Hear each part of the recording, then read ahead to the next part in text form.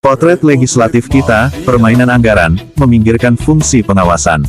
Oleh Nazarudin. Prolog. Mengapa lembaga legislatif kerap terseret kasus korupsi dana CSR, bansos hibah, dana aspirasi, atau pokok pikiran?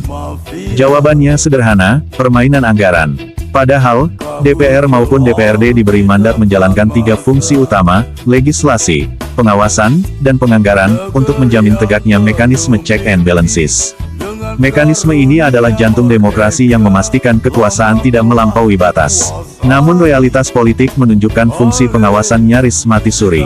Ia tergadai, bahkan dijual, demi transaksi politik yang berbasis pada pengaturan alokasi anggaran.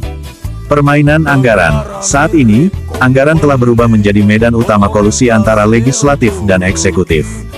Relasi ini jarang dibangun atas dasar kemitraan kritis. Sebaliknya, ia lahir dari kesepakatan pragmatis yang menukar kewenangan pengawasan dengan kesempatan ikut mengatur pembagian program dan proyek. Legislator pun tidak lagi berdiri sebagai pengawas independen, tetapi menjadi eksekutor bayangan, yang ikut mengarahkan, bahkan menentukan, realisasi program eksekutif. Akar persoalan ini tak bisa dilepaskan dari sistem elektoral. Janji kampanye menuntut pembuktian cepat di mata konstituen. Banyak legislator menggunakan akses ke anggaran sebagai alat mempertahankan basis dukungan politik. Akibatnya, anggaran bergeser fungsi, dari instrumen pembangunan berkeadilan menjadi komoditas elektoral.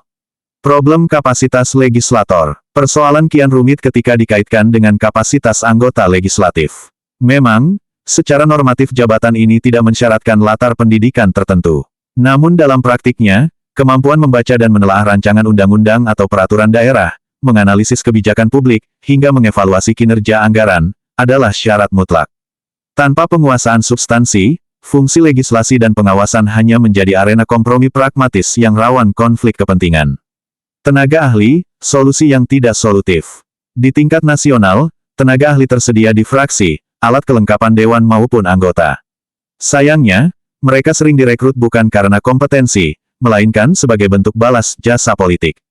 Banyak tenaga ahli yang seharusnya menjadi expert advisor justru hanya menjalankan tugas administratif.